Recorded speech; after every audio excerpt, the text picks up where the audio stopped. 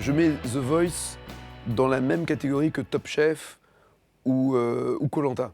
C'est-à-dire que c'est une écriture de télévision qui, avec ses petits moments avant de rentrer sur scène, petit portrait, puis après être passé sur scène, petit débrief, les larmes, la famille et tout ce qui s'ensuit, voilà, ce sont des histoires qui sont racontées, extrêmement bien racontées et produites, mais je ne pensais pas un jour vivre avec suspense une carotte qui se fait râper en me demandant si le mec va réussir à finir avant la fin du chronomètre. Je ne pensais pas vivre ça un jour dans ma vie. Et puis ceux qui mangent des vers de terre sur une île ou qui se débrouillent à dépecer un scorpion en disant il y a peut-être un peu de protéines à manger dedans. Je ne pensais pas aussi voir ça en me disant mais qu'est-ce qui va se passer? Qui va être trahi par l'équipe des jaunes, des rouges et ainsi de suite. Mais ce sont des histoires. Voilà. Après, on accepte ou on refuse de rentrer dans l'histoire. Mais le mode de production, le mode de fabrication de ces émissions-là correspond à une génération de télévision. L'important, c'est la manière dont on attrape l'attention du téléspectateur, que l'on ne lâche plus et avec lequel on va jouer comme au chat et à la souris pour justement entretenir un suspense, faire des rebondissements, les coming next. Que va-t-il se passer? Dans quelques instants, vous saurez si Christine a rencontré Paul. Ok, voilà, mais c'est juste la manière de le faire. Et ce que je trouve hallucinant, c'est la redondance avec laquelle les choses sont faites. C'est-à-dire, Christine va ouvrir la porte. Et puis au synthé, c'est écrit, Christine va ouvrir la porte. Puis Christine va ouvrir la porte. Puis la voix off continuera. Elle referme la porte. Et puis au synthé, il y a écrit, elle referme la porte. Ça dure 6 minutes 12. Et c'était juste une fille qui ouvre une porte et qui ferme la porte. Mais qui est derrière la porte? Comment faire naître un rebondissement et un suspense dingue? Voilà. The Voice et Taratata ne rentrent pas du tout dans la même catégorie. C'est pas le même boulot, c'est pas la même écriture, c'est pas le même mode. Et je ne pourrais pas m'inspirer de The Voice pour faire quoi que ce soit dans Taratata. Mais je mettrais les nouvelles stars et les Star Academy dans la même catégorie. Mais par exemple, The Voice, c'est la nouvelle écriture de la nouvelle star, qui a pris un petit coup de vieux quand même avec l'arrivée de The Voice. J'ai du mal à avoir du recul sur Taratata parce que c'est un enfant que l'on a conçu avec Gérard Policino et qui est une manière de faire de la musique ou de faire se rencontrer des artistes ou de les mettre en danger puisque tout est en live comme on dit, c'est-à-dire avec tous les risques que cela comporte. Et cette manière avec laquelle les artistes prennent le risque de venir se produire est une manière aussi de toucher la sincérité du téléspectateur et de faire des rencontres, voir des découvertes et être prescripteur et que certains artistes puissent venir dans l'émission en étant illustrement inconnus et quelques semaines, mois ou années. Je pense à Adèle, quand elle est venue chanter Rolling Into Deep dans l'émission, elle était inconnue. Quand tu revois sur Taratata On Air, quand tu revois le passage d'Adèle dans le public, au début, ils sont un peu comme ça pendant les 5 premières secondes. Puis au bout de 10 secondes, ça commence à bouger la tête. Et au bout de 15, 20, 30 secondes, ça tape des mains. Et à la fin, tout le monde est debout avec la chair de poule. Voilà. Après la naissance de Taratata et en surfant sur Que le meilleur gagne, puis N'oubliez pas votre brosse à dents, j'ai compris la force, je vais dire un gros mot, des concepts. Alors, le problème du mot concept, lorsqu'il est employé pour la télévision, c'est un gros mot parce qu'on a l'impression qu'il y a une espèce de grand Manitou qui manipule les esprits et les consommateurs. Mais en fait, j'ai découvert l'importance de l'histoire que l'on raconte. Et c'est ça un concept.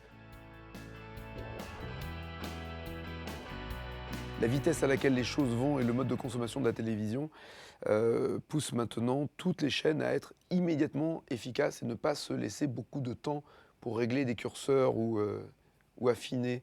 C'est un moteur de Formule 1, ça nécessite quand même beaucoup d'essais avant de bien tourner. Et puis même les plus grandes marques cassent pendant certains tours de chauffe avant des grands prix. On oublie cette fragilité-là, on oublie ce temps de préparation et on oublie ce temps de réglage. À la télévision, il faut être immédiatement efficace. D'où la présence de plus en plus régulière de formats éprouvés et approuvés à l'étranger. Et on n'a plus qu'à faire des copier-coller parce qu'au moins il y a eu X épisodes, voire plusieurs années ou mois d'antenne qui font que maintenant on sait qu'on peut produire de telle ou telle manière. C'est à la fois triste et à la fois une leçon. J'ai lancé Volte-Face la saison dernière sur France 2. On ne peut pas dire qu'on nous ait laissé le temps d'exister et de s'épanouir. Au bout de quelques semaines, on nous dit qu'il faut s'arrêter. Très bien. L'émission a démarré ensuite en Turquie, a démarré ensuite au Liban et maintenant est en production dans les pays du nord de l'Europe. Profite finalement des 2 mois d'antenne en France, y compris de l'échec français, pour rebondir et être performant à l'étranger. Alors peut-être que l'émission reviendra fort de son succès à l'étranger et la boucle sera bouclée, mais le paradoxe fait que voilà, nous avons créé quelque chose en France d'original qui accroche à l'étranger parce qu'il y a eu 6 mois de travail et des erreurs commises et des curseurs à modifier et à régler. Cette histoire d'amour entre le public et l'animateur est évidemment importante. Maintenant, il ne faut pas se tromper.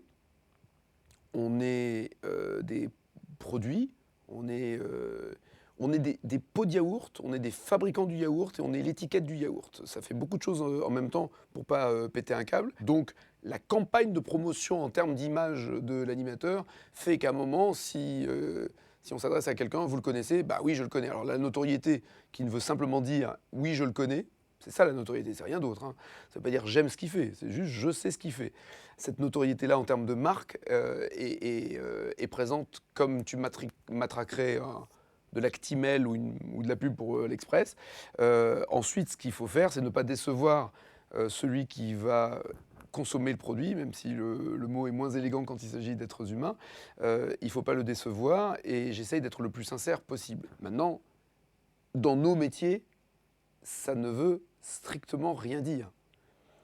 Pour pas me plaindre, mais juste te faire sourire, je pourrais partir du principe qu'en ayant cette notoriété ou cette popularité de, allez, l'un des animateurs préférés, plus 20 ans de taratata, on fait de la musique, plus je connais quelques artistes, quelques vedettes, plus on sait mettre en valeur des chanteurs et ainsi de suite, je pourrais dire derrière, bah, je vais faire la fête de la musique.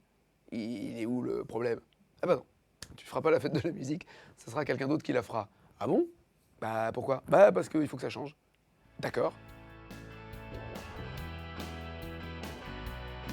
Rester dans le divertissement, mais qu'il y ait suffisamment de rebondissements pour qu'on ait l'impression de voir Jason Bourne ou 24 heures. Voilà.